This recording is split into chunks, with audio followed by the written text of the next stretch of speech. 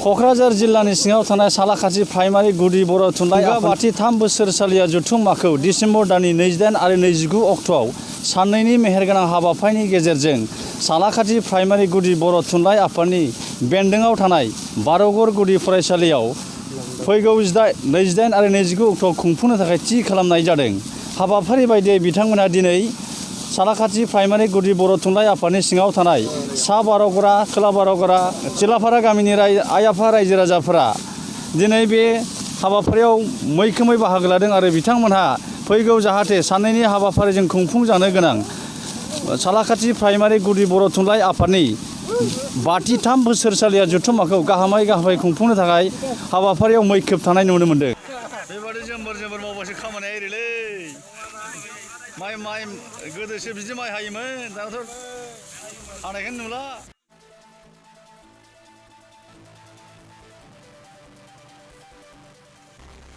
जोंनि आरसि कमिटिनिफ्राय गुरैयै नोंथांमोननिसिम साबायखर थाबाय। दा जोङो बेखौ फैगौ जिहेतु 28 आरो 29 सालाखाथि गुदि बर' थुनलाइ आफादखौ जोङो साननैनि हाबाफारि लानानै मेहेरगोनां हाबाफारिखौ जोङो बेहाय खुंफुंनो थाखाय जों रेडि थागथियारि खालायनाय जाबाय, जानजिबो खाफ्रानाय जाबाय।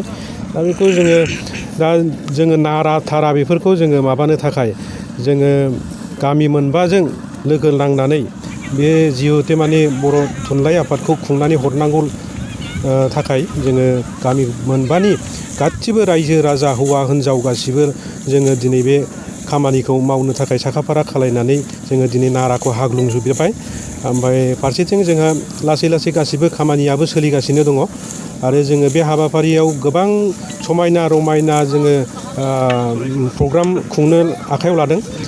जोङो गथ'फोरनि खन्थाइ आवरायनाय, मोसानाय आरो स्पर्ट्स जों भलिबल बेखौबो लादेरफादों आरो गोबां दामनाय देनाय आरो देंखोगिरि जोङो मोनाबिलि देंखोगिरि बेखौबो लाफादों।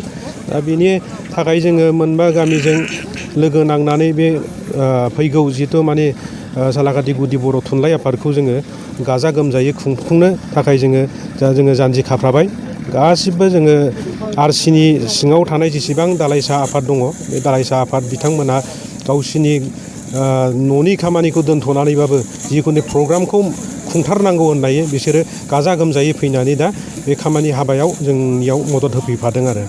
नोंथांमोननि प्राइमारि बर' थुनलाइ आफादा बे बोसोराव टार्मिनेटिं सोजायो नामा? मावफुं आफादखौ सोलायगोन जोङो बे समाव जोङो बे डेलिगेट हाउसआव जोङो बेफोरखौ गासिबो थिरांथा लाजोबगोन, ओमफ्राय जों सोलायजोबगोन आरो। आलासि हिसाबै सोर बाहायनांगोन? आलासि हिसाबै जोङो मानगोनां जोंनि साहित्य सभानि कमलाकान्त मुसाहारि नामोनलाय मुसाहारि आफादगिरि आरो जोंनि BTCनिनो एक्स EM बारग' सोद्रोमा देरहासार बसुमतारी सार आरो मिनिस्टार जोंनि आसामनि गिबि चन्दन ब्रह्मखौबो जोङो बे प्रग्रामाव जोङो गोख्रैनो हांख्रायदों आरो बिसोरबो फैखागोन होननानै जोंनि सिगाङाव बुंखाबाय।